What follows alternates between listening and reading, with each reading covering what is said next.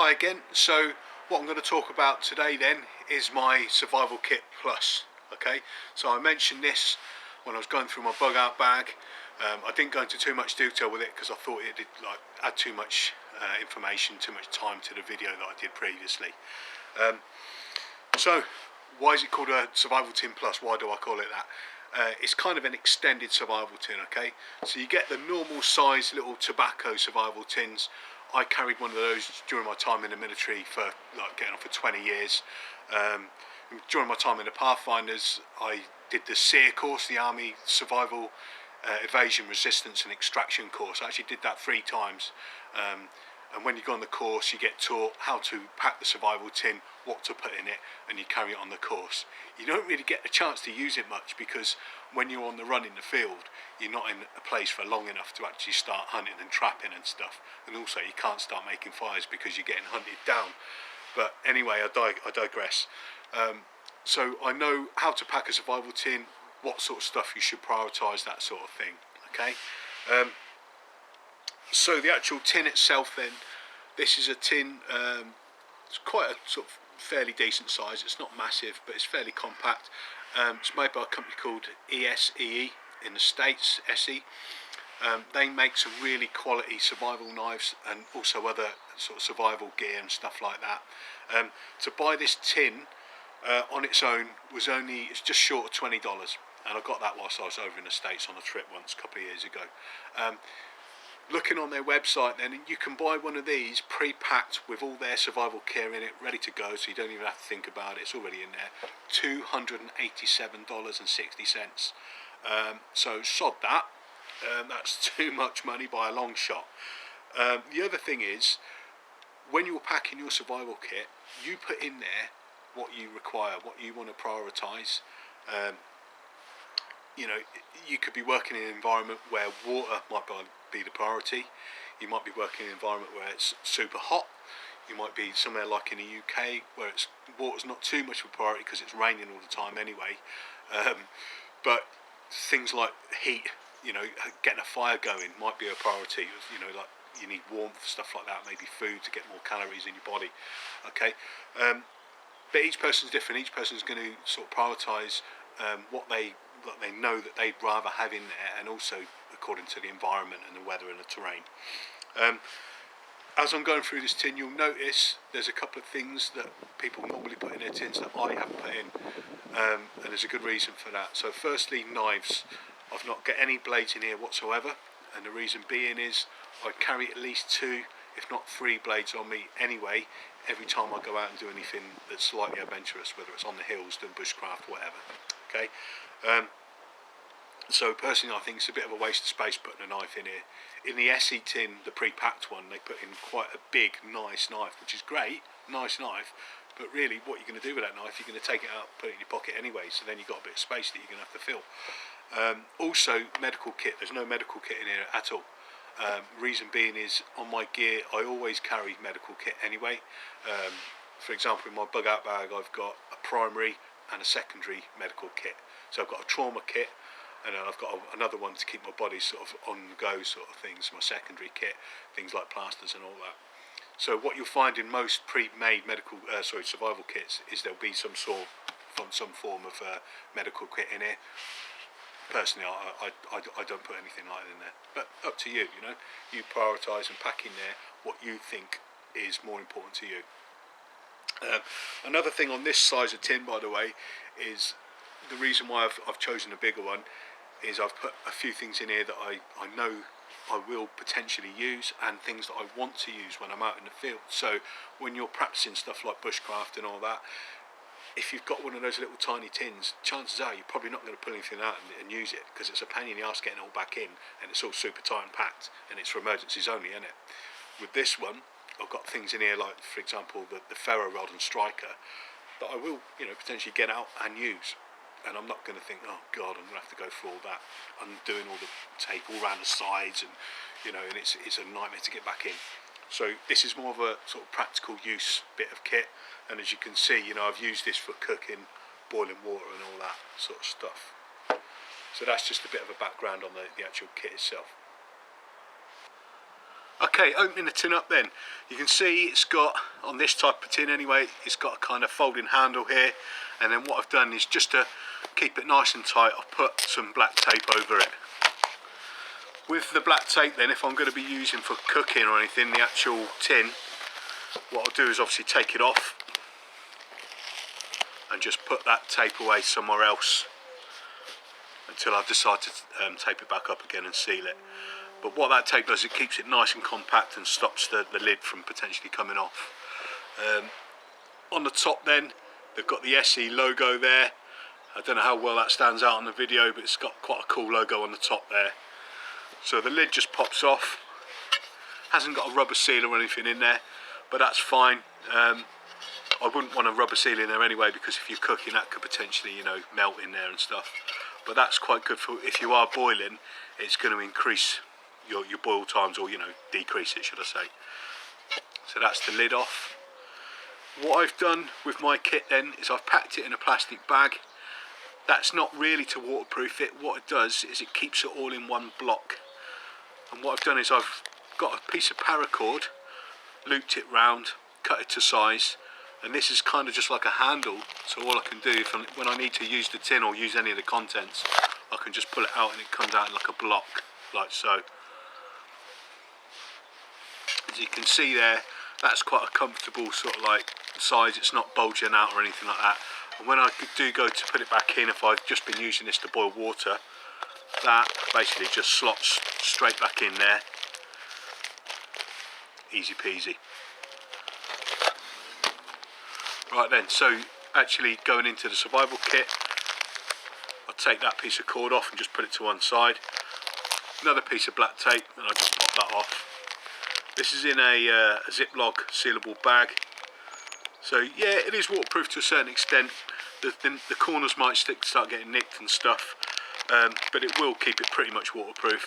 And inside the tin anyway, you know, unless you get totally submerged in a river or something, the water's not going to get inside here. So the first thing I've got coming out of here then is some cordage. And this is the cordage you get that comes with a NATO fishing kit. It's quite strong. I don't know the actual breaking strain on that, but quite a decent length for that. And what I've done is I've curved that slightly just so it fits into the side of the mess tin. So that's the first thing, a bit of cordage. Okay, next thing out then, this is the only kind of pre-made bit of kit in here. This is a pocket fire kit from the Bath bushcraft shop. Lots of good stuff in here. It's in a little tin, and within this you've got like a pre-made fire kit. So you've got some windproof matches, you've got a little ferro rod there. I'm not going to pull it all out actually because it's going to be hard to get in. And then you've got your various tinder bits and pieces, and all these you can spread out, expose the fibres and stuff, and help make fires basically. So that little tin's quite handy as well, because you can use this for making the old char cloth. You pierce a hole in the top and use that for making char cloth, or it could just be used for like a little tinder tin, stuff like that. Okay, once you've used the contents there. Right, the next thing out is my fishing kit and snare kit. So within here I've got absolutely everything that I need for carrying out some survival fishing.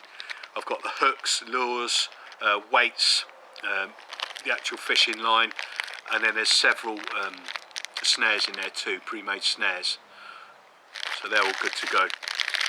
That's only in a plastic bag just to keep it separate, so I haven't got all those tiny little bits and pieces flying around inside the kit itself. Next thing I've got that's going to come out then is a bit of kit that everyone loves, a ferro rod and striker. This is a Light My Fire make one, so really nice bit of kit, absolutely great bit of kit, you know, strikes every time, works in the wet. Fantastic bit of kit for starting fires, and anyone that does any survival stuff will tell you that. Next thing I've got is one of the old wire saws with the handles on the end. You've got a little handle on the other end, and this is just a good bit of kit. It's a tiny little compact saw for cutting wood and stuff like that, making things. Next thing I've got is an actual lighter itself. Okay, so just a normal lighter. I've packed it so that thing there, so the actual the igniter is not going to depress and waste all the fuel and stuff. So it's packed in a certain way so that can't be depressed. But why, you know, go to primitive methods if you've got the option of just doing it easy, basically. Okay, next thing I've got that's going to come out is 2 ways of sewing. So this here is Kevlar thread. There you go, there's the crazy dog next door. So some Kevlar thread. Kevlar's the stuff that body armour's made out of, and this is incredibly strong material. This is dental floss, and if anyone doesn't realise this, dental floss is incredibly strong as well. So 2 actual types of thread for repairing gear, right there.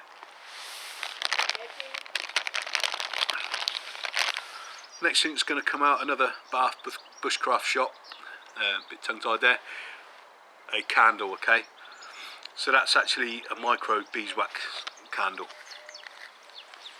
Great little fire extender, and again in a small little tin. Look, if you were to use all that up, you could potentially use that for storing things like tinder, and maybe using for making a char cloth.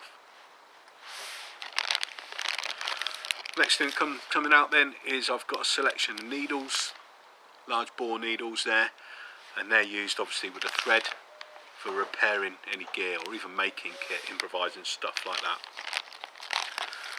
These things here then, so these are the little mini towel things you can get. Got these off eBay for virtually nothing, like a big load of them for a couple of quid. And these basically are great for use as tinder. I wouldn't use them as a towel because there's no need to use a towel in a survival situation. I think that's pretty silly.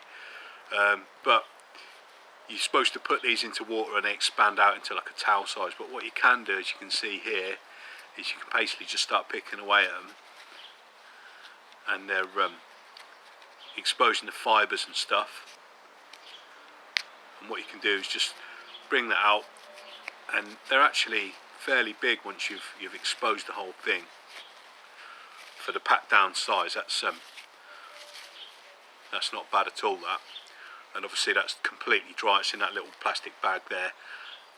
Great for use as tinder. So I've got a whole load of them in that bag. There's what, 1, 2, 3, 4, 5, 6, 7, 8, 9, 10, 11. So I did have 12 in there, there's 11 sat in there. Okay, next thing I've got is a signalling mirror. Just a little compact one. See, it's got the aim-in hole in the middle. And it's actually got the instructions on the back, the idiot's guide for any Marines that might be watching this. Alright, but great bit of kit for signalling. You can see that there. There's virtually no sun where I'm sat here today in January in the UK. It's crazy like, but even showing that to the camera, you can see that's showing off a bit of light there. So great bit of kit for signalling. Next bit of kit then is a lens, a Fresnel lens. So going back to sun in the UK, you need a bit of sun here to use this. Now what this is for firelighting, okay, so using the power of the sun to magnify the rays to actually start a fire onto your tinder bundle. It's also got, I mean, you know, it's just, they've just made use of the space on the actual container or the packet. It's got ground to air signals and Morse code written on one side, and then some survival priorities on the back with another thing using your watch for navigation.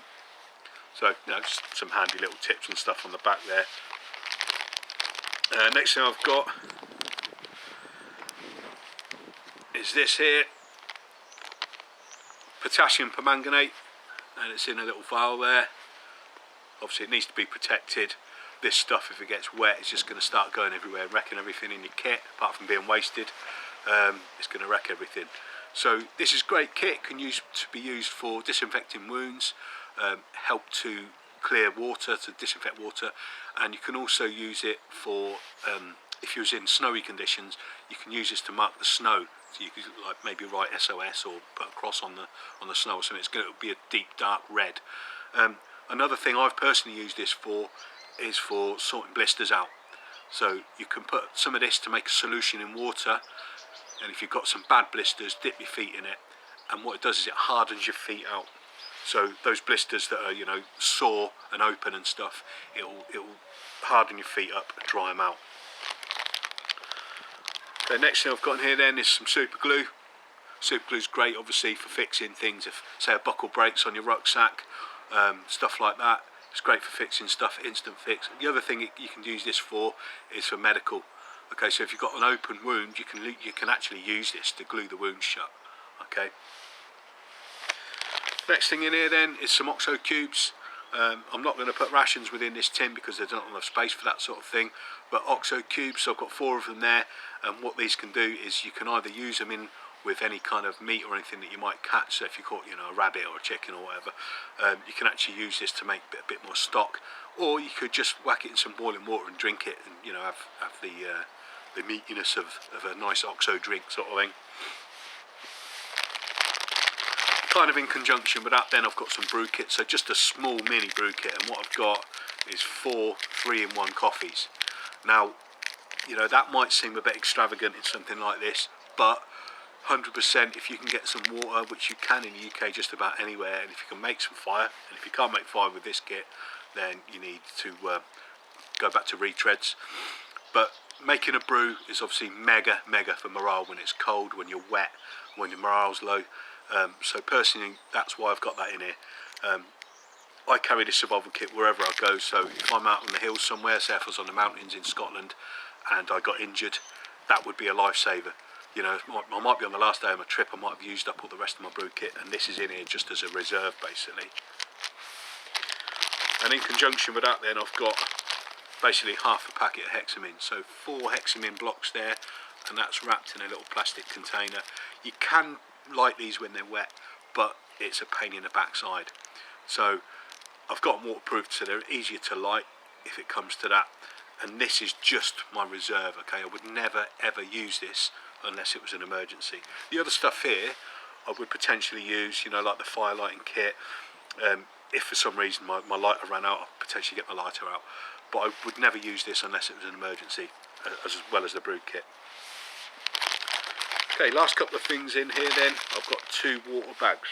So, first one, this is one of the old army issue ones I got on my jungle warfare instructor course, and basically as you can probably see there, you can hold up to a litre in that, okay? So it's not a water bottle as such, it's more of a water collection device. So you blow it up as I just did there, put it in a stream, and you can actually collect some water with that and carry that to wherever you need to go into your, you know, chuck it in your mess tin and start cooking and stuff. It's got a little lanyard there just to close up the top and walk off with it. But better than using a condom. That's what we always used to use in the mess tin, survival kits. Bit more practical than that, and it doesn't take up a lot of space. Inside that then you probably saw I dropped these out of there. So 2 packets of water purification tablets.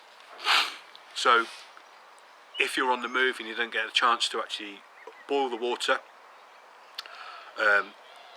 or you know, if you don't have the opportunity to actually start a fire, if you're in that kind of scenario where it's a non-permissive environment, then each one of these can purify 1 litre of water, and there's 2 packets in there, so 12 purification tablets, 12 litres of water. Last thing in here then, this is another water bag. This is made by a company called Wazoo, which sounds a bit bonkers, isn't it? But it's an American company. They make lots of pretty cool stuff, survival gear and all that. So this is even lighter than this bag here. It's a very lightweight water bag, and the cool thing about this is it's like the sort of bags that you put chickens in the oven. So it's heat resistant. I don't know what the material is called, what they make out of it, but you can fill this up, put this over hot embers, obviously not open flame, but hot embers, so make sure there's no direct contact with any kind of flame, and you can actually boil water directly in this thing, okay? So if for any reason your mess tin gets compromised, or you could hide these on your body, or you just put them in your pockets, and you've got a method of both collecting water and purifying it by fire, okay, by boiling it. So that's the contents of the kit there. That's all the stuff. Right then, so that wraps up the video for today. I hope that's been useful to those of you that have watched it. I'm no super survival expert. I've done a little bit of it, but you know, I've got a bit of experience in this field, especially with building survival kits and using them. So hopefully that's been of use to some people out there. If you have liked what you've seen and heard, please don't forget to like, share and subscribe, and I'll see you again soon. Cheers.